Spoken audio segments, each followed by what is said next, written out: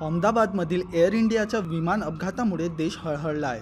दुपारी Boeing AI-171 या विमानाने लंडनसाठी उड्डाण करताच 2 मिनिटांनीच विमानाचे इंजिन फेल झाले।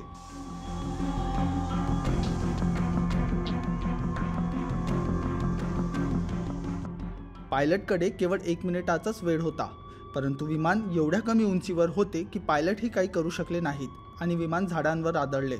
मोठा अपघात झाला।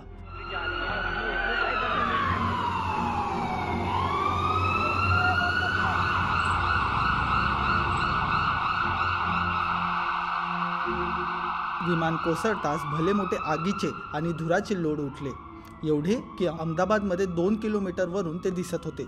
ज्या इमारतींवर हे विमान कोसळले त्या इमारती जळून खाक झाल्या। इमारतींच्या परिसरातील वाहने जळून खाक झाली। रहिवासी भागात हे विमान कोसळल्याने मोठी जीवितहानी होण्याची शक्यता आहे।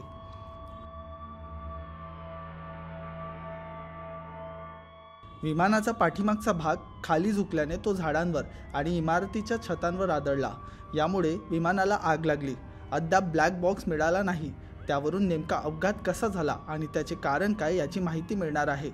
अहमदाबादहून दुपारी 1:38 वाजता निघालेले हे विमान बोईंग 7878 विमान होते, ज्यामध्ये 242 प्रवासी आणि क्रू मेंबर्स होते।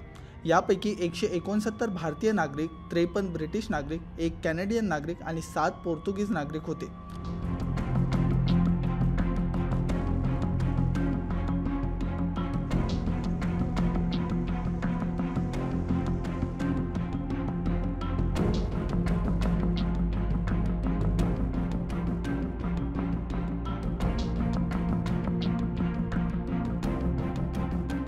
जखमींना जवळच्या रुग्णालयात नेण्यात येत आहे।